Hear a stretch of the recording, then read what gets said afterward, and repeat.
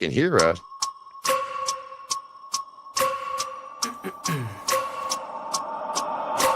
I wake up every minute with the fever dreams. I push the mind to a limit where it needs to be. I work blind, got vision I don't need to see. I'm picking mind over matter, I believe in me. I need to find more hours in the day to breathe. Need to find more power in the way I be. And when my mind turns sour with the painful scenes, I need to scream out loud, I can't stop me. I wanna be the greatest like Rocky. You know I leave them all hating like a hobby. I'm out here making moves like a lobby. And if you ain't with me, it's you lost. See, I got my mind on the facts, I'm a python grab what I like real fast. So until I have everything I attack, everything that I lack, everything that I want, and I see matter of fact. I'm my own worst enemy. Only if I let it be. I can control anything if I can just think carefully. I control my destiny. Deep up in my mind, I'm in this fight at 1 minute 44 seconds into round number 4. For your winner by TKO, Austin, no doubt, Trout.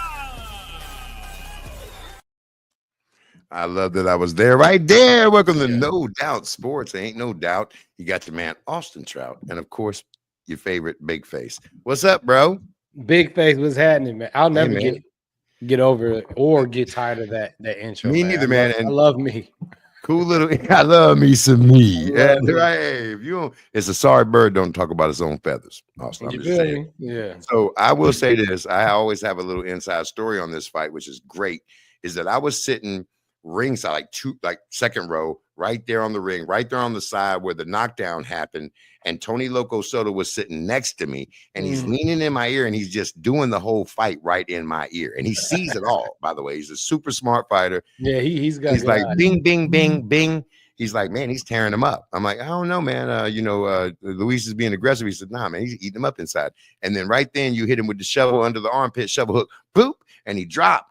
And then he almost fell through the ring ropes, and he stopped, and he got up. People were saying it was a slip, and we were like, what? Loco Soto was like, as soon as you dropped him, he was up like, oh. You know what I'm saying? So, yeah, that's my story of the championship fight. Man, it was extraordinary night there in Miami. The crowd was crazy packed. Set the record there, by the way, for attendance that night, as they always do in Miami. Hey, man. So, shout out to Palomino. That's the king of Miami. Yeah, shout out to the Emperor, man. Hey, man. Shout out to him. He did that. I just came in obliged. Yeah, y'all definitely did that. And so speaking on that, man, as we do, we get together very sparsely because you're a busy dude. You all over the world. But we get to talk some sports, man. And there's been a lot going on lately, right? We start with what we know, right? We love the fight game. Let's start there. And the biggest, to me, animal in the room, and you may think this too, is the erroneous or whatever allegations of the tainted urine sample of a one Gwoat Clarissa shoot. Let's if you guys don't know what happened, Clarissa got popped for marijuana after her last fight when she won the undisputed heavyweight women's world championship. She's the undisputed again. She needs a U-Haul to carry her championship belts. All the belts. And it wasn't a urine sample that she failed. It was a mouth swab. Right. Marijuana on the mouth swab, which and the from what I read, it was trace amounts, something that was common or could have been like here we go. Secondhand smoking, right? Could have been secondhand smoke. Could have been I kissed somebody who smoked a blunt. Shout out to Papoose. Shout out to Papoose. She got a new boyfriend. What up, bro? I've never. I met him. He's a cool dude. I met him. He's cool dude. He would laugh about it. Blunts with him before, but I must. Yeah, man. I might have smelled the aroma. I don't. Like I tell people all the time. I don't know about that, but my lungs seem to like great smell. But we're gonna put that on Pat. Yeah, but so back on that, champ. I mean, how do you feel as a boxer, as someone who faces this? You just won a championship fight, and now somebody comes 3 days later and say, "Hey, man, your saliva's got weed in it." I mean, let's be real here. I want to hear your opinion. I'm gonna give mine. Well, for those that know me, they know me. They know I'm a pro cannabis kind of guy.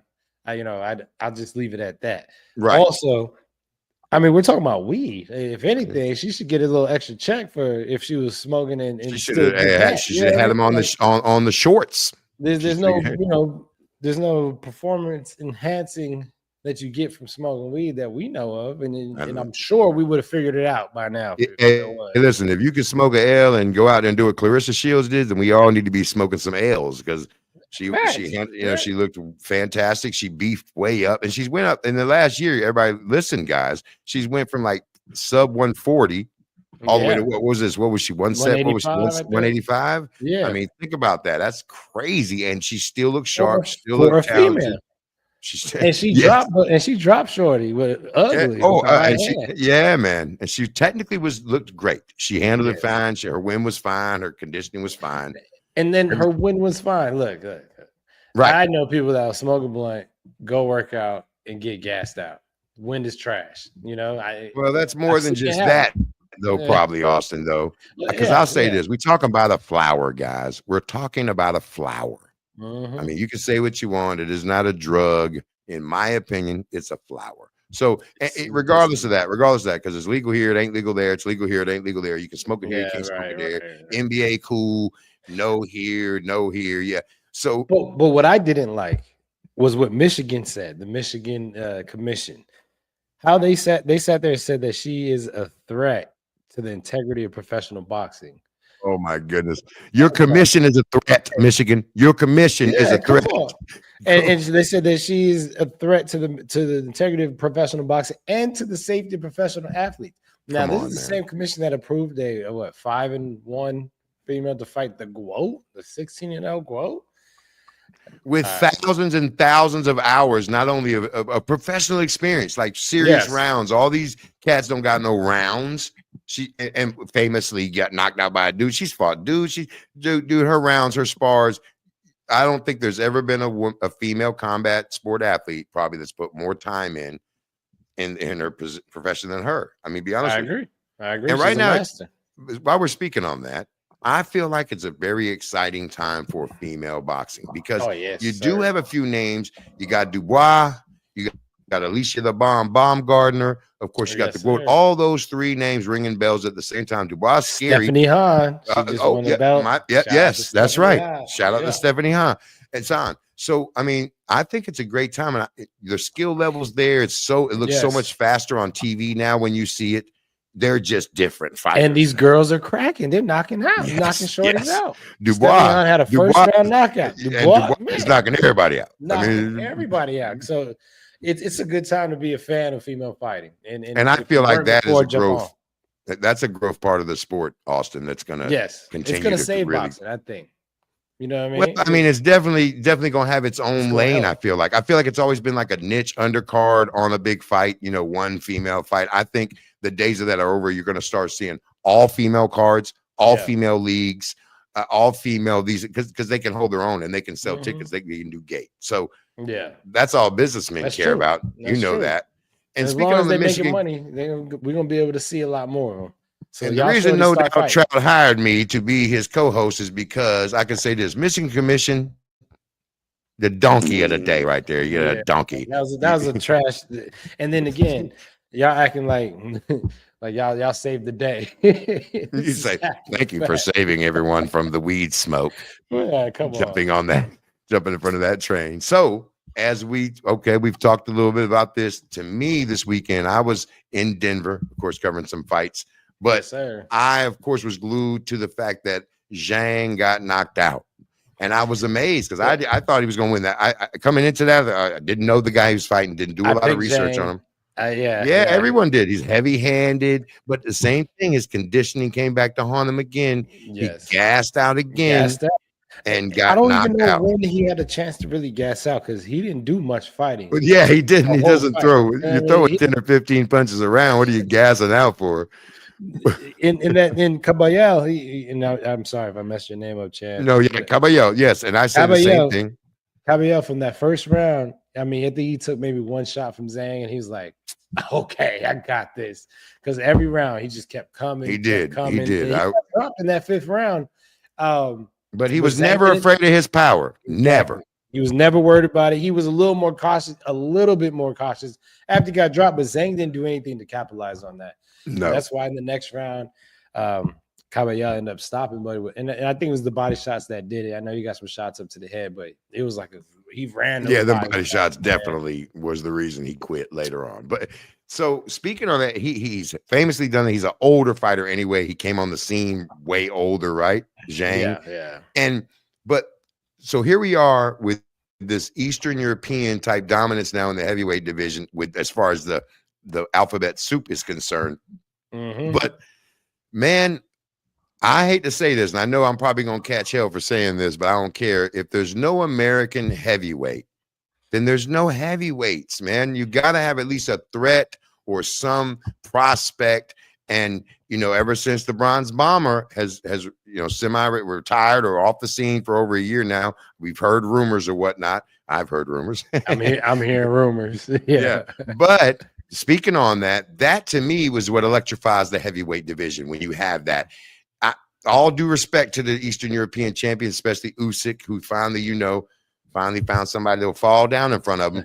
You know what I'm saying? He's a great fighter, though. But to me, it is nothing like when you had those we used to have 8 and 10 and 12 heavyweight contenders, you know, from the United States. Now, you know, we don't. Now look, and I agree with you to a certain extent, because if you go back to I think it was like 2008, 2007, that's when we didn't have any heavyweights. And it was just all the Klitschko's were dominating. Well, I like that, though. That was cool. And I love the British fighters, man. Yeah, I love but what Tyson I'm saying is when the Klitschko's were running the heavyweight division, it was probably the most boring time that the heavyweight division was happening. The pay-per-view numbers were horrible, no doubt. And again, no one could beat these Klitschko's because they jab, hold. Man, you 6'7", 280 pounds. You can jab me from the corner. No, I mean, Corey Sanders did drop, knocked out one of the Klitschko's at one point. And well, that started with Lennox. Lennox popularized that style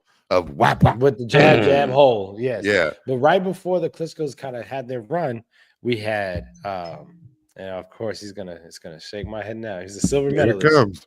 Chris. Damn, he was a good heavyweight. Oh, you talking about Chris Bird? Bird. Chris Bird, ultra defensive fighter. Great defensive, one of the best.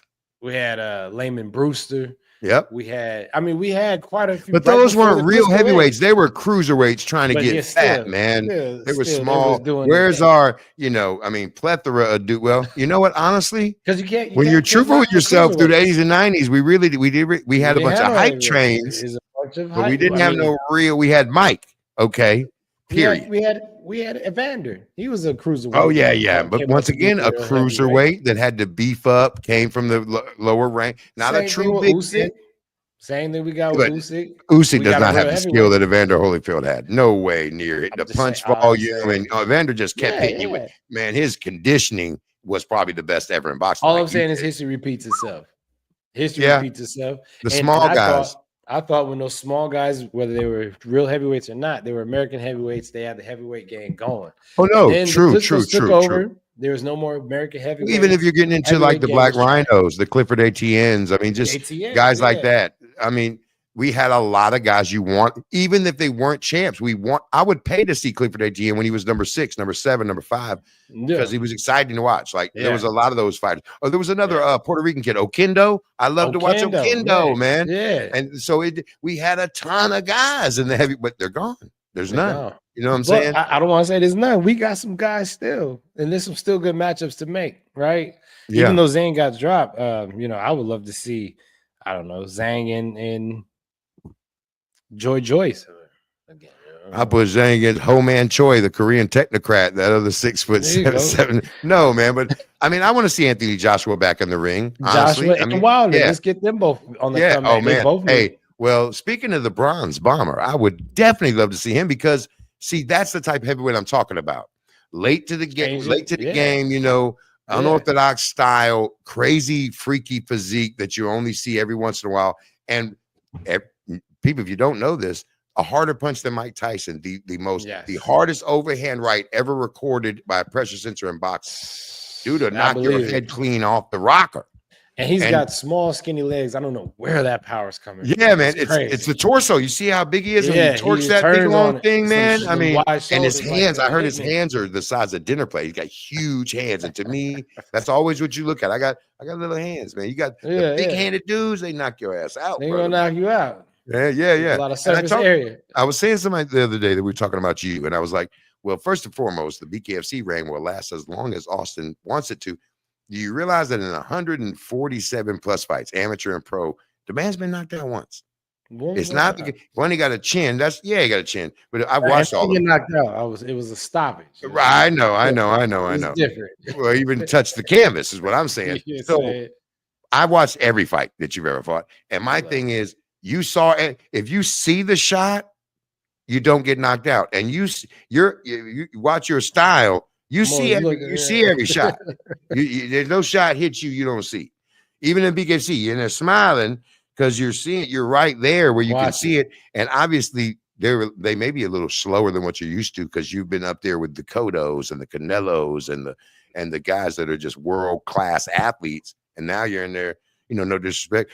Well, you not because 3 straight fights you fought a legendary MMA fighter, another legendary bare knuckler, and then a really good bare knuckle fighter. So they tried you. I'm just going down the list. Good luck. Good luck, my friends. That's what I was telling them. Taking it twice. When they say, hey, he's going to fight so-and-so, I just say, good luck. Good luck. Austin's fighting so-and-so. Good luck.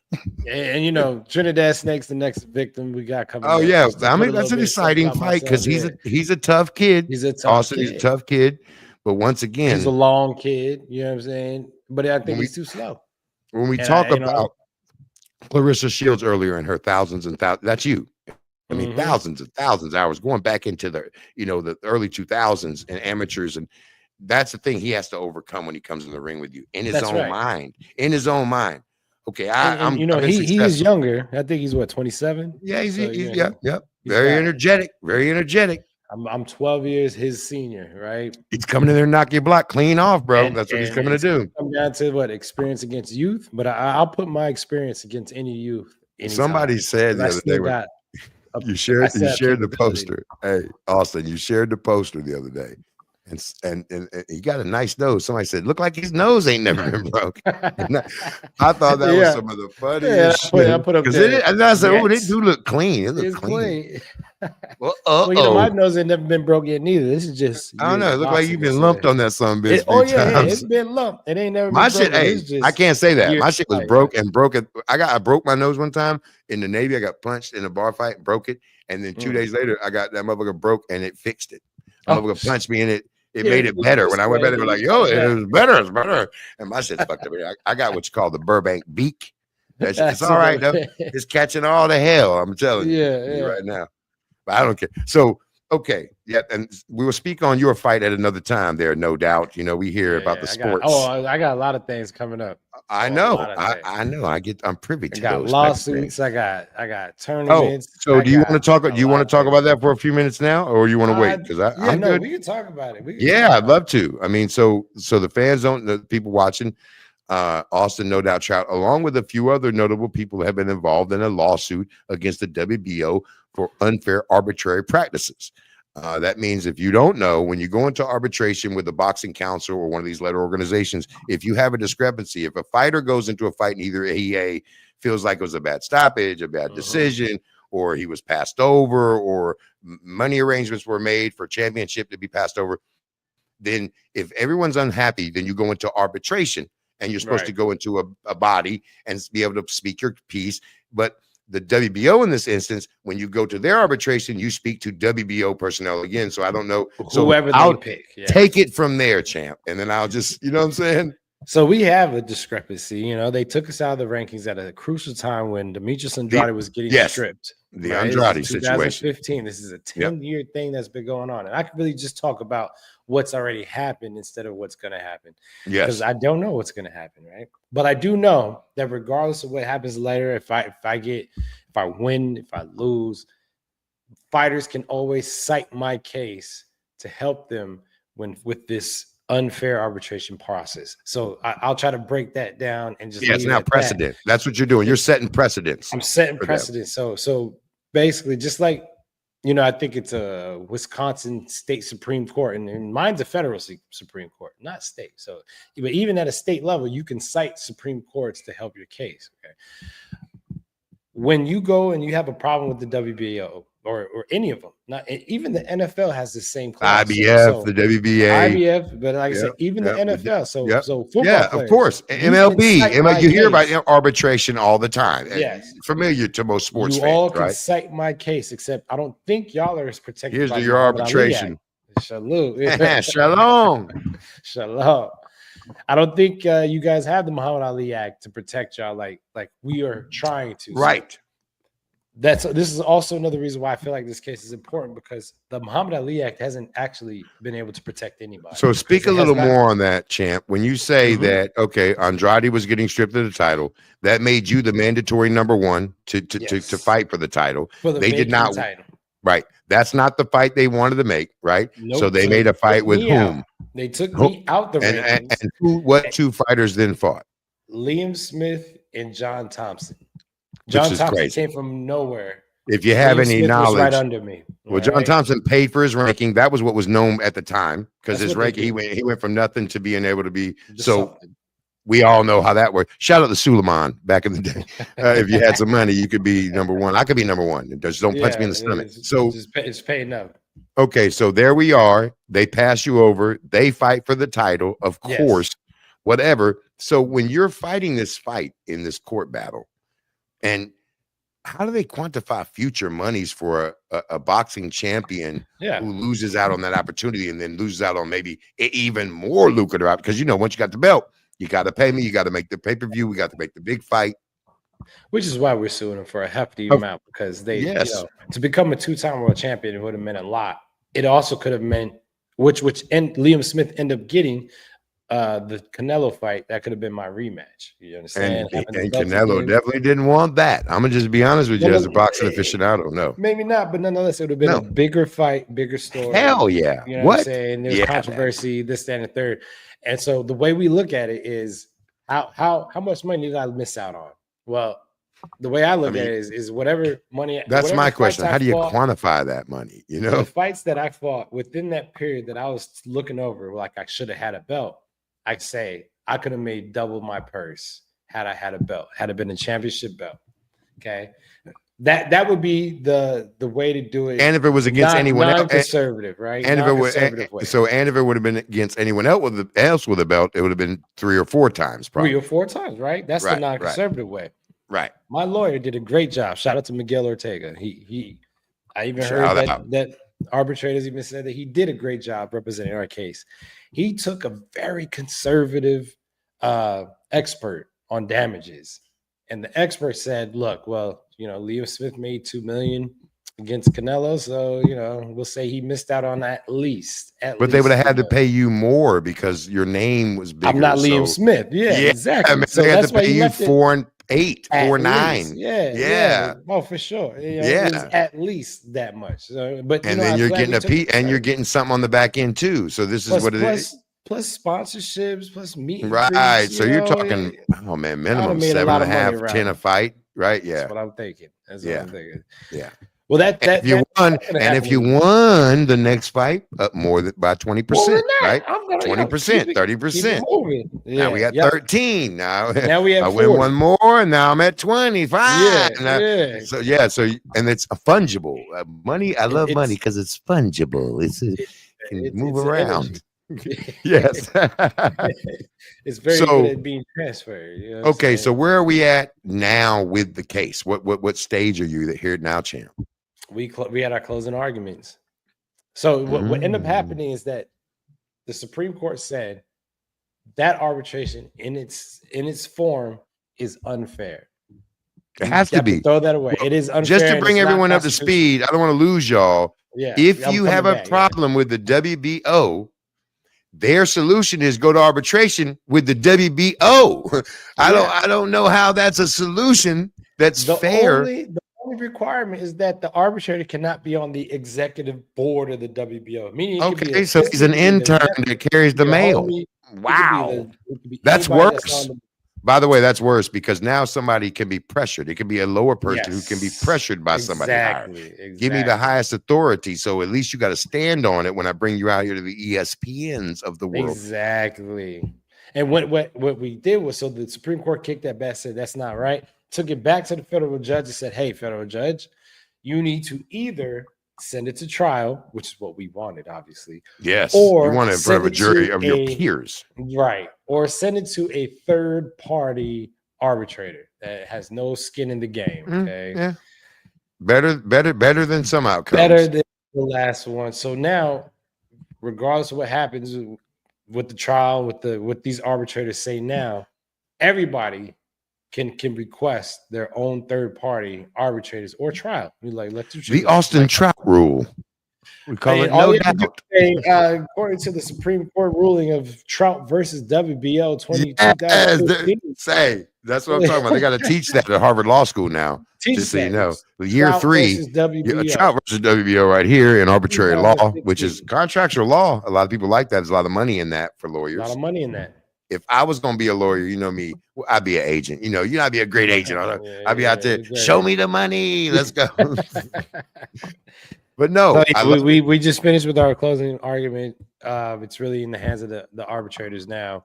Well, and the conversations we've had about it is that you don't care win, lose, or draw. It's about the fight for you, the principle of the matter, and the fact that you've caused change, right? Exactly, because they dragged this on for 10 years. We went through depositions, we went through discovery. Well, that shows you how important it was to them, because if we did all somebody that willing to fight like that.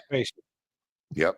They just to get a fair, just to get a not even fair. We don't know it's fair, just unbiased. And unbiased. We don't know if it's fair. We just want something unbiased.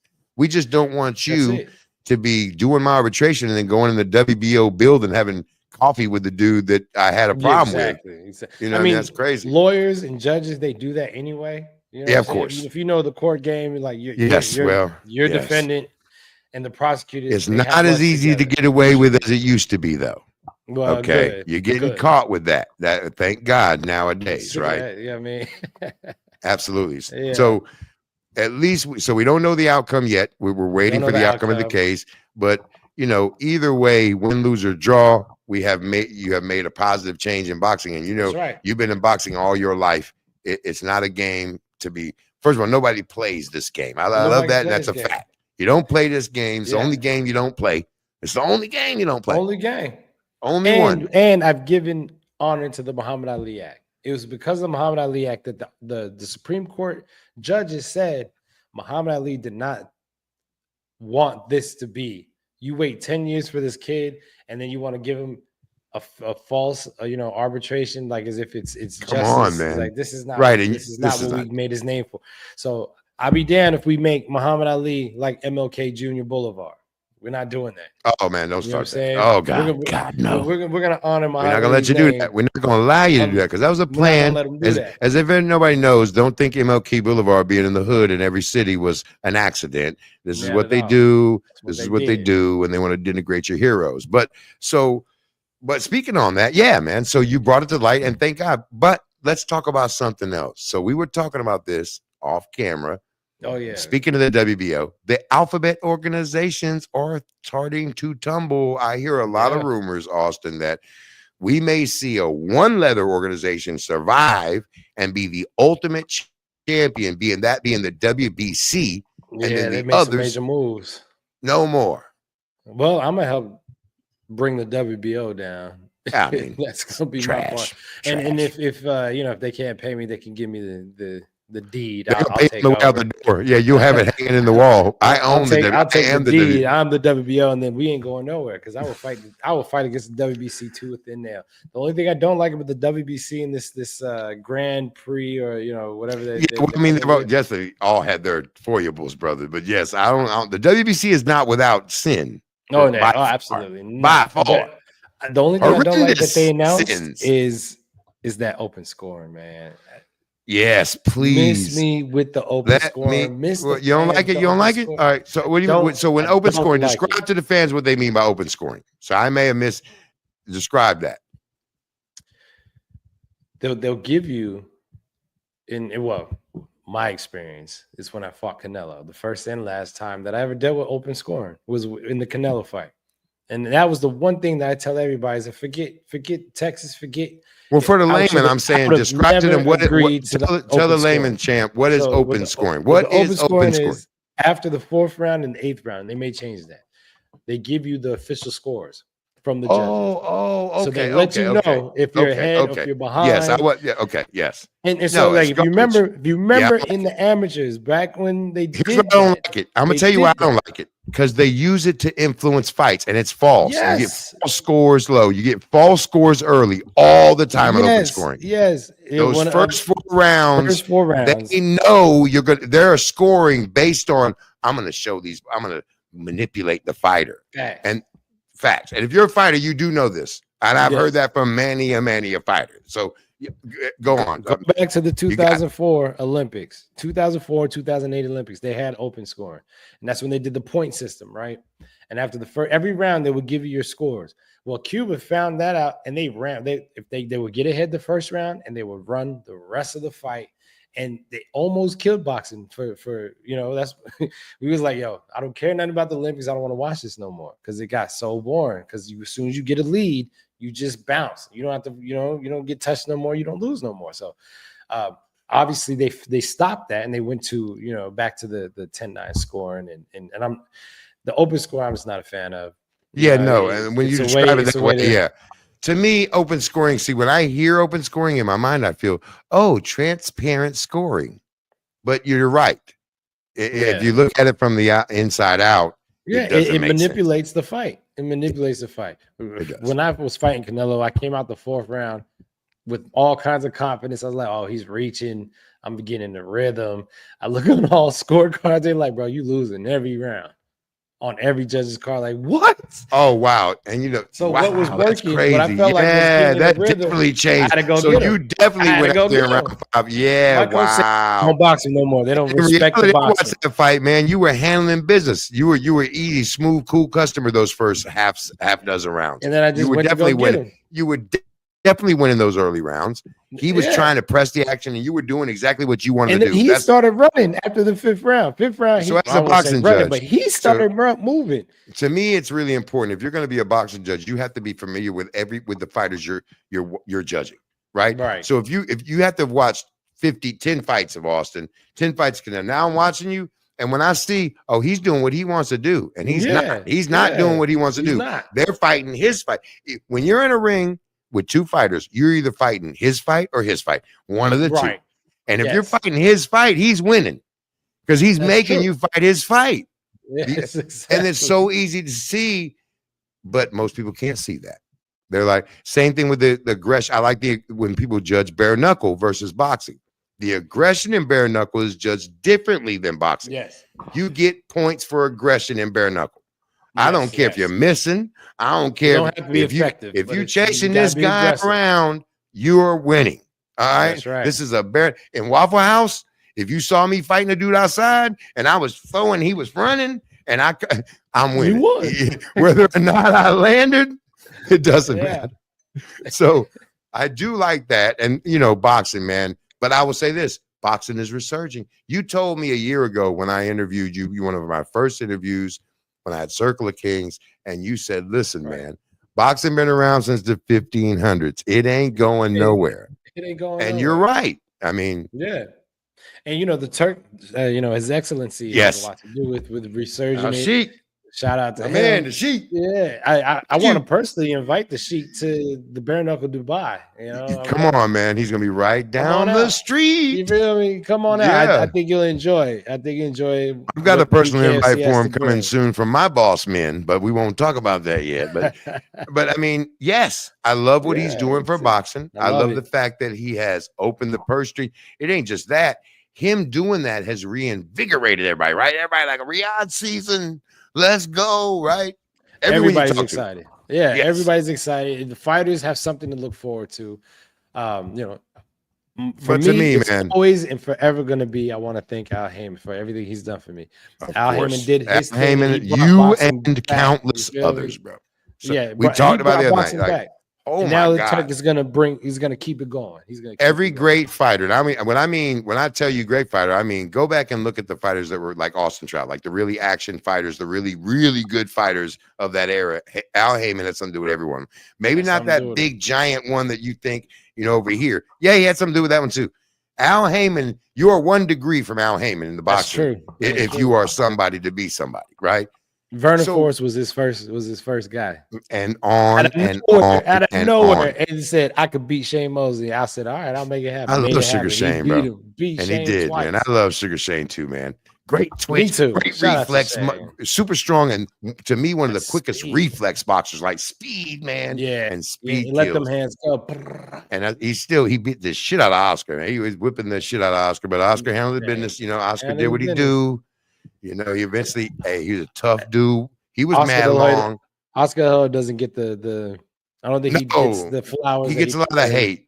He does, You know, but even as a fighter, I'm not talking about him as. I don't like him as a. yeah, no, promoter. I don't- bump the businessman even as a person, fighter. as a fighter, man, he was a complete fighter, and he fought everybody. What I loved about Oscar was, you know, some fighters they're really good technically, or some fighters that really have power, or some fighters that get emotional and let that emotion. He was all those things. All of would that. some fights he wasn't that amped for it, but he would just technically beat you. Some fights Beat he would you, brawl, and some fights you would disrespect him, and he would teach you a Just fucking go. lesson. yeah, Like he did to, one of my favorite fighters of that era, Fernando Vargas. He did a Vargas. He was also really did tough. to He taught him a Nicaraguan lesson. that smoke. Yeah, you're right. Oh man, come on, yeah, no, my man, hang on, Nicaraguan that smoked, my guy, Mayorga. Oh man, Loved it. and he kept saying, "The last person that pissed me off, I Shit, knocked him on the 6th round." That was really embarrassing. I mean, he had some great fights, and you know what he's doing now. We won't really speak on that, but you know, I'm not super impressed with him as a promoter. Let's just say that, right? No. And he's had some great talent that I feel like he's stifled and held back and not let us see some fights we should have seen. Well, and he just wanted everybody to be like Canelo, who took care of themselves. You know, Canelo came with such a following. He didn't. Of course, but that's different. That's a cultural thing, man. That's not something. But he needed to promote a lot of his fighters. I mean, he had at one point before Al Heyman, you know, broke off and took all his fighters. He had them all. You know what I'm saying? And he didn't put any promotion behind him. No, you know, he just, and he maybe forgot sometimes, Austin, that his Mexican following wasn't ingrained because they looked at him as an American Latino. Yeah. And then he always felt that chip. And maybe that's why he loved Canelo and put Canelo where, because Canelo gets that natural love that he always wanted, that he never got from the Mexican fight fans. And now I'm gonna say what I'm a Canelo fan. He's a great fighter, but when he started speaking English, bro, I love this. I like the more, right? Your motherfucker. I'm just like, yes, yo. I'm like, he is so funny, dude. He is funny. He is funny, dude. He is funny. So Canelo, man. Much respect, and the fact that you know you beat him when y'all fought. So let's just say that if I was judging that fight easily, I got you by 2 rounds. It was a great fight. Go back if you haven't seen that. Go on YouTube right now. Put in Austin No Down Trout versus Canelo fight. You'll enjoy yourself. You have a great time watching a great fight of 2 generational fighters. Enjoy yourself. You did. You did. So let's talk about something before we cut out. I do want to talk about. We've been talking about fighting for a long time. Yeah. Everyone in the world is a huge NFL fan, me included. Right. So we are getting into the combine. And I have a few, of course, everyone in the country. I want to talk about Deion's boy first. You know, Shedeur Sanders, right? Shedeur. He's got swag for days, like his daddy. Yes. And he's earned it. I mean, he gets a lot of hate his way, and I'm sure we're not going to add to that here. So if y'all looking for that, you're at the wrong motherfucking spot. I love what he's doing. Yes. He's bringing excitement to the games. He brought excitement to HBCU. He brought excitement to Colorado University. Gone since 1998. Okay. If you weren't a guy named Bloom who skied and smoked weed and got kicked out of college for being a receiver, nobody heard about Colorado for 25 years. Colorado. In fact, when I was out at BKFC in Denver, I believe shout out to Denver, great city for the fights. Yeah, Chris Camozzi, I think he fought the headline that night. Yeah, he did. That's when it just got started. And I see everybody rocking Colorado University jerseys and you know just gear. The whole city was going crazy for what they had going, and they just got there. You know what I'm saying? I was like, wow, this is. And someone told me said the yeah. Oh, it changed. It changed. Packed. Yeah, it changed. You can't get a ticket to the game. By the way, you can't. Hey, that's good. So he did that type of growth for these schools, and when he left the HBCU, and a lot of black people were like, man, why you go play for the white? Come on, And man. it's like, come on, y'all. Like the reason why he left, I think, is because they didn't give him credit. They're like, oh yeah, you're doing good. Dion was dealing with a lot of adversity there. I mean, and shout out to my brother Josh Chassie, who is an alumni at HBCU. I myself went to Norfolk State University while I was in the Navy. Shout out to them. And shout out to John C. Smith, where my younger brother graduated. We went to HBCUs on minority scholarships, just so you know. Welcome to the white man. And we love him, and we love the culture. I'll say this today. I was reading before we talked. There was an article. They're interviewing everyone, and they asked Shador, "Do you think you can change an NFL franchise?" And his answer was a typical Sanders answer. He said, "I've already changed the two programs." Twice. All right, he did it. I mean, twice. he went there. They had never won like that there. No. And they won, and he made them nationally prominent. They're on ESPN. Their games are on ESPN. They win. They lost the second championship, but they went back-to-back championships. Of course, right. I think it was more like all the surrounding hubbub. But anyway, they did what they did. Then they went to Colorado to a team that was 1-11. I don't care what you say. Everybody can say they came out the first year. They beat TCU, who was in a championship the year before. First game. I don't care about attrition. I don't care about graduating seniors. Okay. Yeah, you know what I mean? And then, did what they did. Lost, won, whatever. And then this year had a really good year. Definitely turned around. You got the excitement back. Come on, you got Warren Sapp there. You got Marshall Falk there. I mean, it goes on and on and on. Fantastic coaching staff. He's doing. Yeah.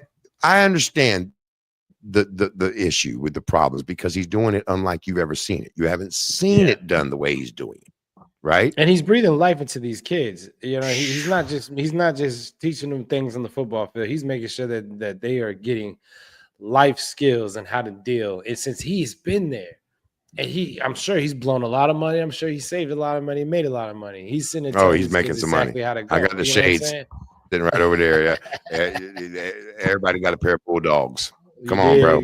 I'm just saying he's really mentoring these young men.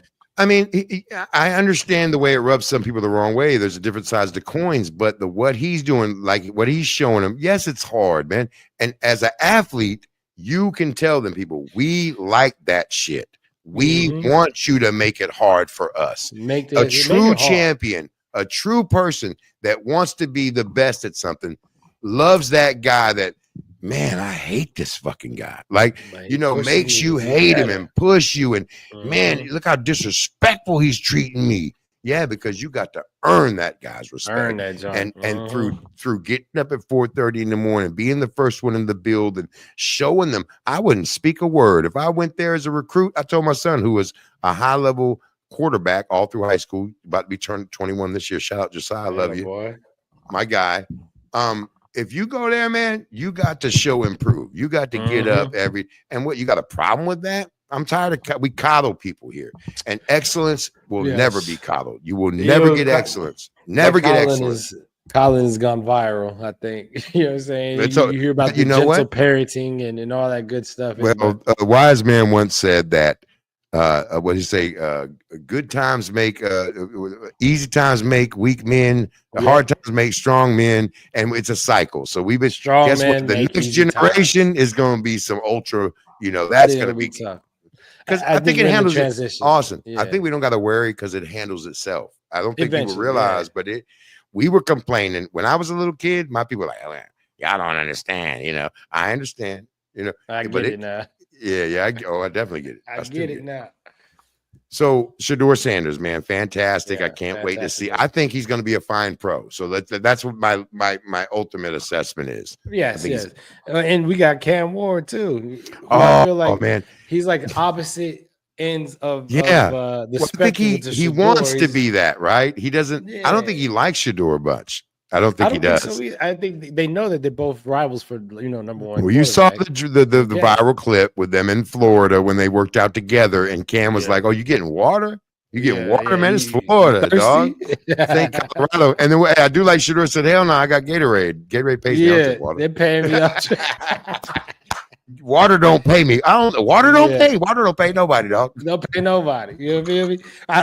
And I'm hoping Cam Ward goes to the Jets. You know, because man, Are you a Jets fan? I'm a Jets fan, and Man, I was so poor excited fella. with Aaron Poor Rodgers, fella. and then he let us down. So what do you think about them saying Austin was begging? They said Austin Rodgers was in there begging to stay. Yeah, I think 2 more years. I don't. Wow. And they said we got a problem with you on the Pat McAfee. Let me tell you something from a guy whose son, 20-year-old son, sports nut, listens to Pat McAfee every day. The entire show has since the beginning, since he was on nothing. These kids love Pat McAfee, and guess what? They know everything. They motherfuckers talk about everything, and can't knock it, man. He changed. I'm part of new media. This is new media you're watching here, but and I love it. He is the new media. He is the, the Joe Rogans, the Pat McAfees. These are the guys changing the way you watch television, right? And also that changes who controls the information we give. But would you understand the Jets? They don't like that shit. I mean, they don't. You're going every week on the Pat. You got 60 million people. You know what I mean? So going over there listening to and you know, Aaron's, you know, he's all about the holistic medicine. He's an eccentric cat, you know, right? He's an eccentric cat. Different. Yeah. And so I don't think the Jets would like that either. I just don't like how he hasn't performed. Oh, the Jets want you on I there. don't care about none of that. Hey, Austin, this is what the Jets want you to say. God bless and thank God, and I want to give it to my offensive line, and that's all they want you to say. They don't want you to say nothing else. That's Jesus is king. And thank you, my offensive coordinator, country in the world. genius, office coordinator, genius. Next to New York. Shout out to Water Boy.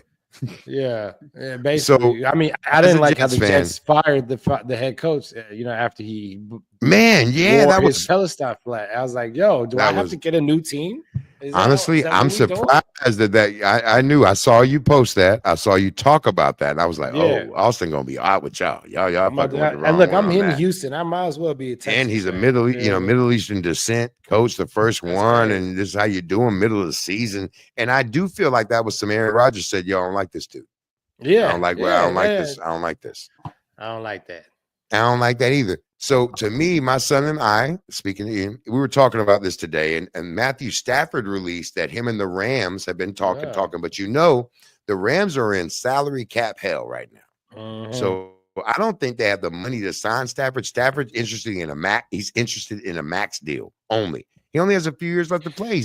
You gotta get it. Well, guess where I think he's going to get it?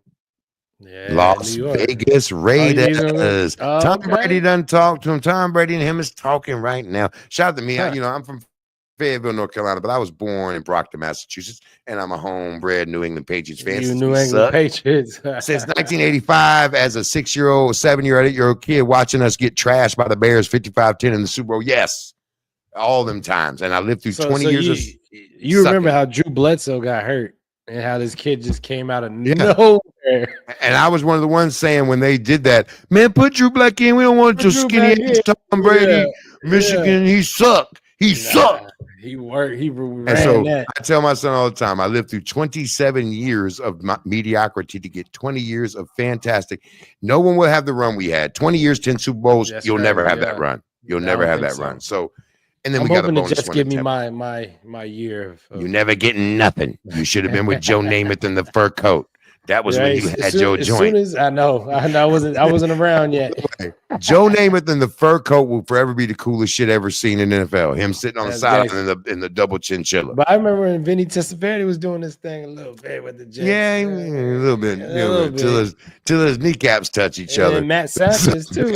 He got us to he walked like he was about to get hurt. I thought he was going, oh shit. It's been a rough time for to be a Jets Chad fan. Pennington. Chad Pennington was great too. Chad Pennington was good. Yeah. Marshall Kid. Shout out to Randy Moss. That was his receiver, by the way. Hey, so I mean, we done got to talking now. I got to see where we're at because I got. We were talking about Cam Ward and Shador Sanders. Okay, yep. And then March Madness, Houston got number 1 seed. Shout out to H-Town. Okay, so early on in the mock-up, they haven't released the official seeds, but it does look like Houston is going to get the overall number 1 seed. You there in Houston. We here. How are they feeling about that team this year down there? How do they feel about the Houston Cougars? Oh, there's a lot of hope for this team. Right. They're balling. Them boys is good. You know what I'm saying? We think we can take. Of course, Houston always thinks we're gonna take it. They even think the Texans were gonna take it. We got close. We got somewhat close, man. But yeah, with a lot of excitement. A lot of money being bet right now for the Houston. Well, speaking of that, you're talking about the man. Speaking of that, let's fire up that.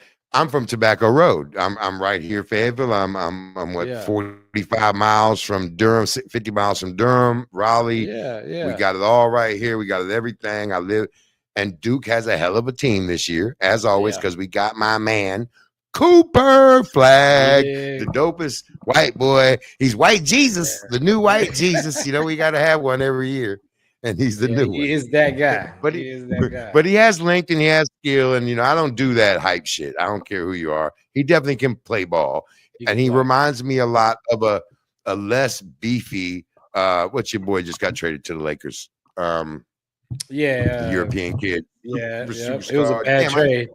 That's a whole story. By the way, hell yeah. By the way, we're gonna talk about that. I want to talk about that. You don't trade a 25-year-old top 3 player ever, never. You hear about the I owner? think he got his feelings, man. The new owner. Man. Come on, man. She wants to move Dallas she wants to move the Mavericks, right, to Vegas. And they wouldn't wait a minute. Oh, so we have an official major league type owner chick where she's talking about you guys suck. Yeah. I'm gonna make you suck. She wants to do, gambling, and what? No gambling in Texas. Okay, so I wasn't privy to that. I need she wants to move them to Vegas. Everybody was like, nah. The city said no. Right? The city said no. So then she says, okay. They support the Mavericks down there, man. I know. Exactly. They're like, look, what are you talking about? We're good. We're good. We don't. You're one of the major metro. That's one of the largest cities in the country. You want to leave there to go to Vegas that has like a third of the population of Dallas, one of the most major metro. Man, and not to mention Vegas is full. Vegas is full. It's ridiculous, by the way. That sounds ridiculous. She wants the gambling, right? That's why she wants. So they said no. She said, okay, well, in that case, wow, I'm gonna ruin this team. That's what she's doing. That's what she did with the trade. That's why that trade that made no sense whatsoever was done, because she's trying to actively. Luka Doncic. I don't know why, but Luka, my guy. And you never, ever, ever, Austin, trade a 25-year-old phenom, top 5 athlete. I don't care what you got to do. You don't trade that. You're never going to get value. And guess what? The Lakers are smart. They knew exactly what they're doing. They said, hey, LeBron is now we have our star for the next 10 years. And Lakers always have it. I mean, shout out to the Los Angeles Lakers. I ain't no build on that star. But damn, if you look back all the way back from Showtime till they got Kobe, then they got Shaq. Then they got Powell. They always go get that star, and guess what? LA always shines. And I was out there with Knuckle Man. I don't know what the hell y'all going out there for. Jesus Christ, it's a wasteland. But they want to come out there. And California tax system is crazy. I would want to sign in Florida or Texas. Exactly. In Florida, where I'm not paying state. So an $80 million deal in Florida is worth 30 fucking million in California. I'm signing in for New York. And that's another thing about New York Jets. That's another problem. Hey, listen, you want to look at why LA teams aren't doing well, or why New York teams aren't doing well, or why even New England moved. They're going to move to Connecticut, man, because Massachusetts tax code is crazy. It's like 53%. The first thing an athlete says when they say, I'm going to the Giants is, well, that's why the Giants are in Jersey. But I can't pay that 60. Are kind of in Jersey too. I can't pay that 62%. That's 60 for that bracket where they're at. That's 62%. You're gonna make more than me. You can't make more than me, bro. You can't make more than me. I'll quit. I'm gonna quit. I'm really hoping Trump gets rid of this IRS too. I'm sick of this tax shit, man. Man, that would be the best thing, because it's an illegal organization that was founded in 1913, 12. Just like income tax. Didn't we rebel from England because of taxes? So just income tax in general was a temporary relief that was passed by Congress for World War One. It was temporary. It got stuck. Yeah. And it kept getting passed clandestinely for 30, 40 years. And now people actually think, they said, oh, it's been 3 generations. They think it's real. No, it's illegal.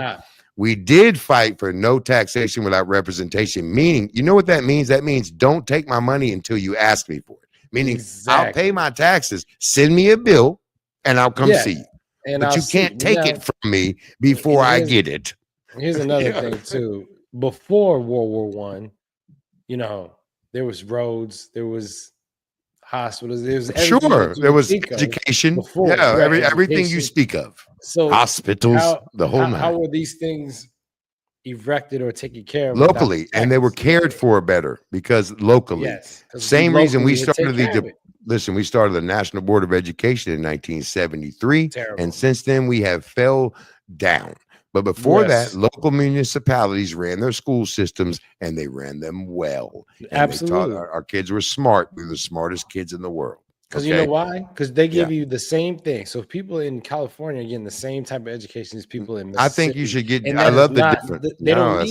They don't need the same education. People they don't. They're not there. They may never even step. By the way, the majority of people will never step foot. Most people live and die the same place they were born. I'm here in Fayetteville. I tell you this every day.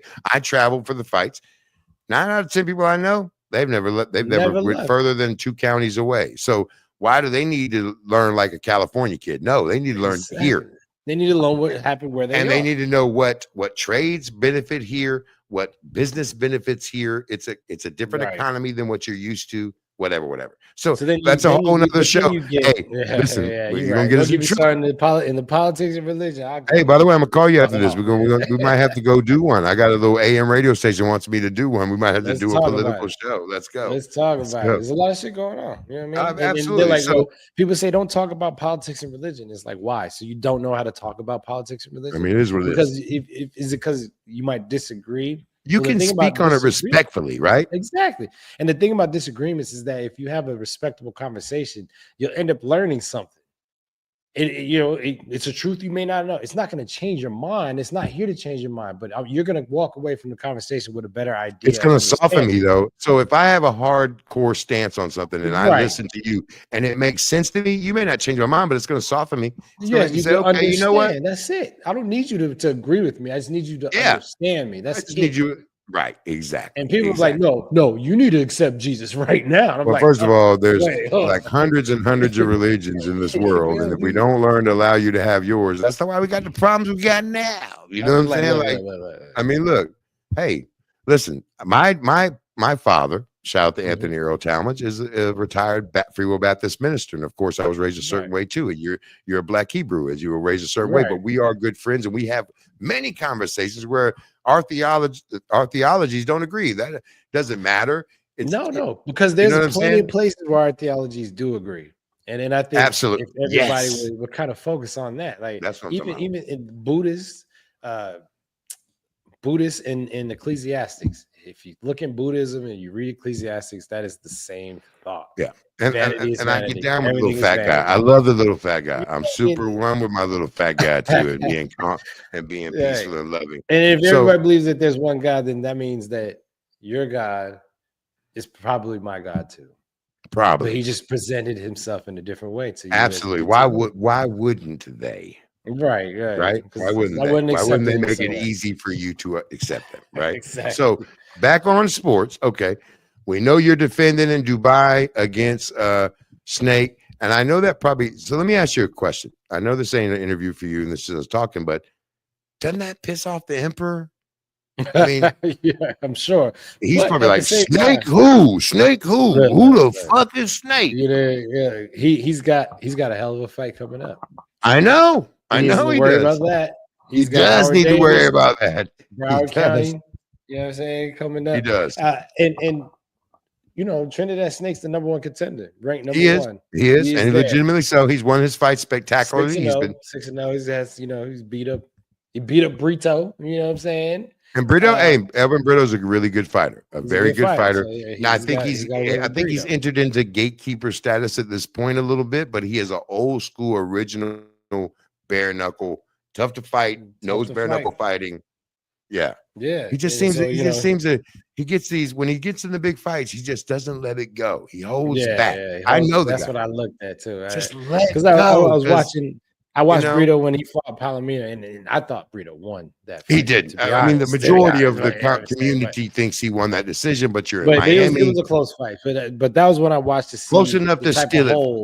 Yeah, close enough to is. steal it, Yeah, right? true. I guess with Palomino being the champion, that's maybe why he got the nod. But I looked at that fight a lot to watch the holes that he exposed in Palomino. And Brito is a good fighter. Well, And so actually, Trinidad Brito was the champion, and Palomino took his belt. Okay, Oh, in shoot. Miami I'm on sorry, a Brito. decision Right. where Brito was handling You were the business. champion. And to me, you got to take it. You got to take. In that case, no, Brito definitely won that fight. He was the champion. He definitely won that fight. See, looking at it from that perspective, right? But I'll say this: when you fought him, man, you nullify that because that whole coming in his style is to come in and barrage you. Man, that you really you discourage that very early on. You know what I'm saying? Like the way because you just a couple counters, you're gonna stop doing that. No, but not only that, you just turn from it. You don't even have to leave. This is what I love about you, and I know you know. Like you had great feet in boxing, great feet. Mm-hmm. You don't have to go across the ring. You was moving. You'd move around the fighter, and you're great at getting, especially now, bare knuckle, where it's legal for you to get beside him and hit him, and behind him and hit him even. I see what you're doing. I see you. I practice. I see you training. I'm like, oh, I'm still practicing those moves. I'm getting, but look at Roberto Duran. Yes, he had great foot movement, but he didn't waste a lot of steps. So speaking of Roberto Duran, I saw his son this weekend, Roberto Duran Jr. win at the BYB. By the way, they're no longer the BYB; they are now the BKB. They shed the BYB. There is no more BYB. It is only the bare knuckle boxing. That's been around for 35 years in Europe. Now they're one.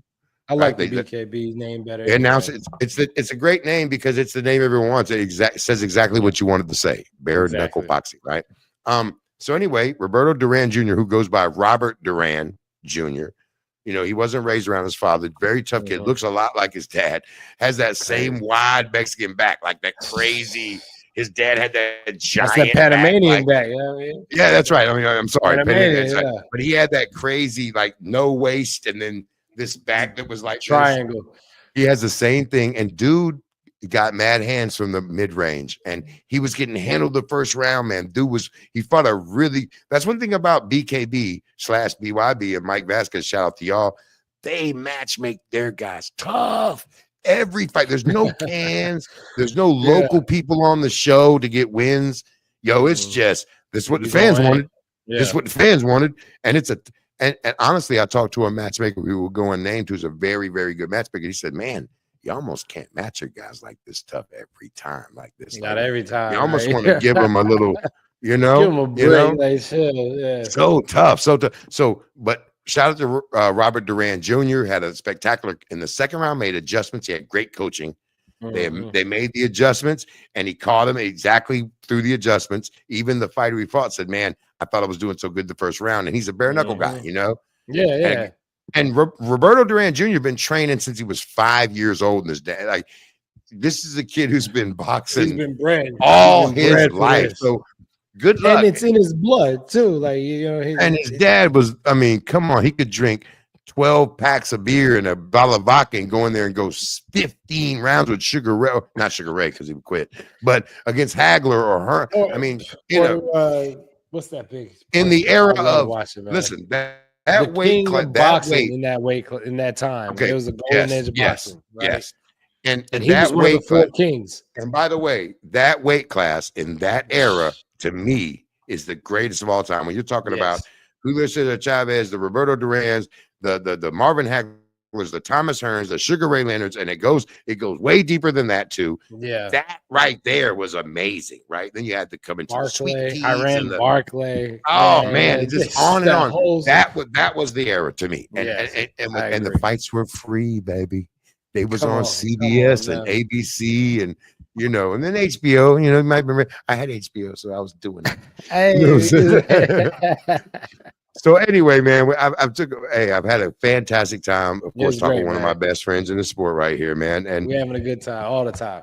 Absolutely. And make sure you're having me back on. Y'all tune in. We're gonna keep on. Ain't no thing. I'm gonna stop you right there. We're gonna end that. Ain't no thanks for having you back on. This is the No Doubt Sports Show with Austin, No Doubt Trout. Diggity. And look, and Big Face. It's a little and Big Face. That's right. No, you really put this together and you keep it fluid. So because man, everybody knows I was happily to meet you. I'm a huge fan of your fight fans, and I happy to meet you at a fight over a year ago. We become great friends, and we've been Yes, like, yo, sir. man, we should do this. And as you see here, guys, this is just what we do on the phone. Anyway, we'd be like, yo, we need to put this on the show.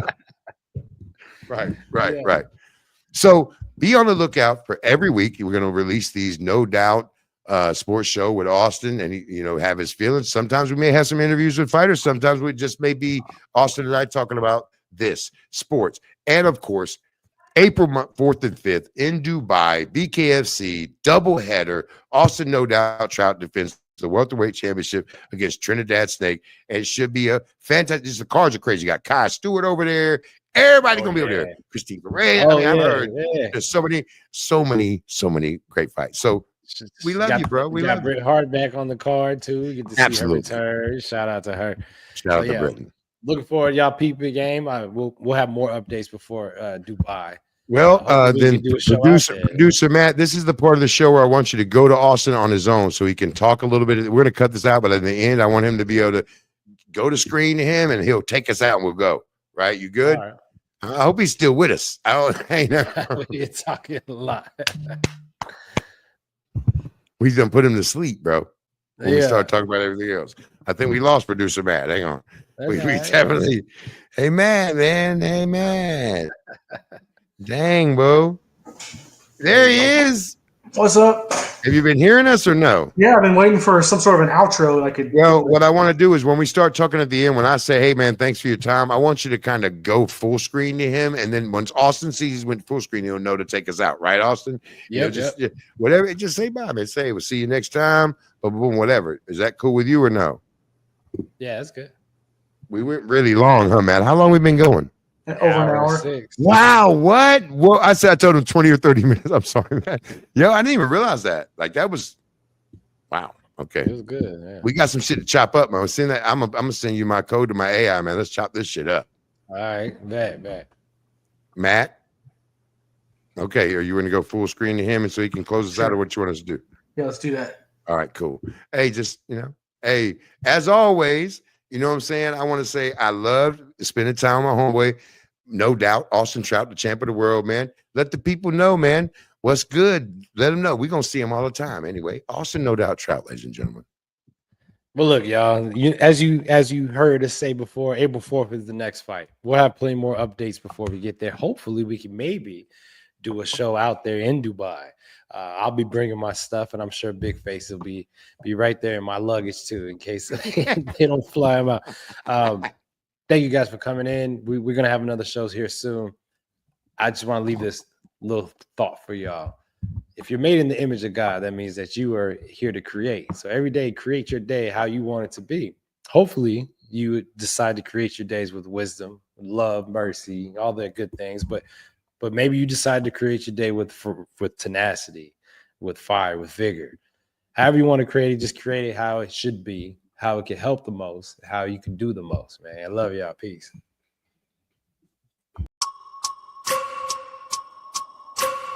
I